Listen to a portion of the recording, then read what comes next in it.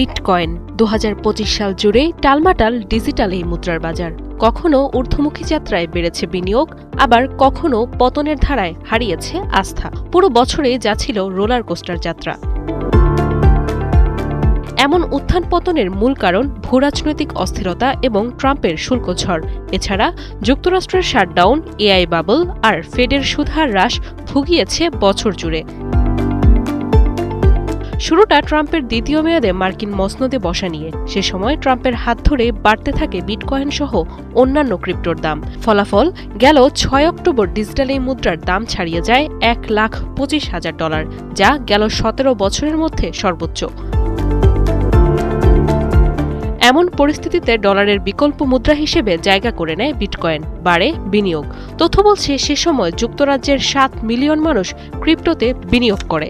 যদিও বিটকয়েনের সরবরাহ নির্দিষ্ট, অর্থাৎ 2,10,00,000-এর ঘরে, যার মধ্যে 95% বাজারে, বাকি অংশ ছাড়া হচ্ছে সীমিত আকারে। কিন্তু কয়েকদিন পরে চীনা আমদানির উপর নতুন শুল্ক ঘোষণা করেন ট্রাম্প, যেখানে গুরুত্বপূর্ণ সফটওয়্যারের উপর রপ্তানি নিয়ন্ত্রণের হুমকি দেওয়া হয়। এতে বড় ধরনের পতন হয় ডিজিটাল এই মুদ্রার। একদিনে বাজার থেকে হারিয়ে যায় $19 বিলিয়ন।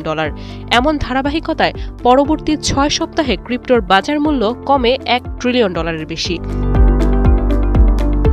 সুদের হার নিয়ে ফেডারেল রিজার্ভের কড়া বার্তা, তারল্যের স্বল্পতা ও প্রাতিষ্ঠানিক বিনিয়োগকারীদের অর্থ প্রত্যাহার, এসব কারণে বছর শেষে বিটকয়েনের দাম দাঁড়ায় $87,000। কয়েন মার্কেট ক্যাপের হিসাব অনুযায়ী বর্তমানে বিটকয়েনের মোট বাজার মূল্য প্রায় $2.25 ট্রিলিয়ন। নাদিয়া ইসলাম তুলি, ৭১।